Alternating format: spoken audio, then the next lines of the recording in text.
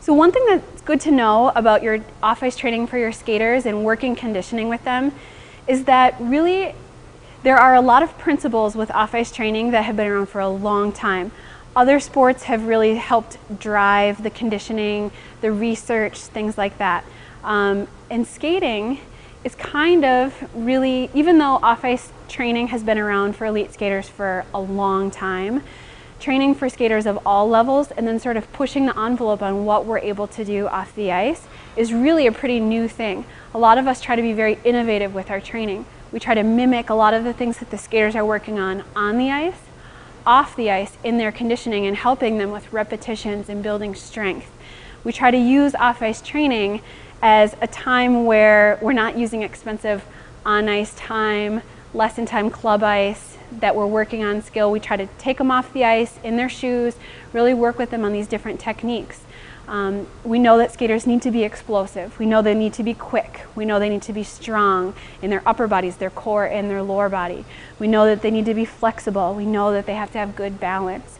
There's so many components for figure skaters to have to address, and off-ice training is just sort of in its infancy on what we can do with it.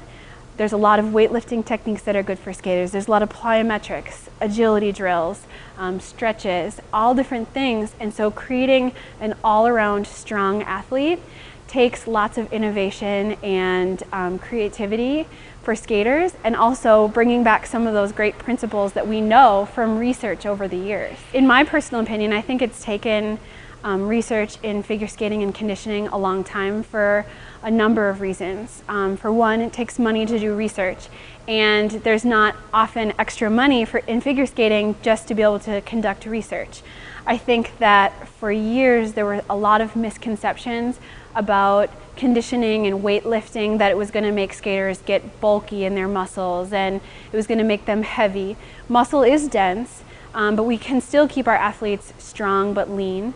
And we know that, when they're light, they fly better. So I think a lot of people were afraid over the years to really introduce a lot of weightlifting and kind of explosive power techniques to their skaters.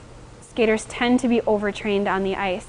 They spend many hours on the ice in their skates, repetition, repetition, repetition.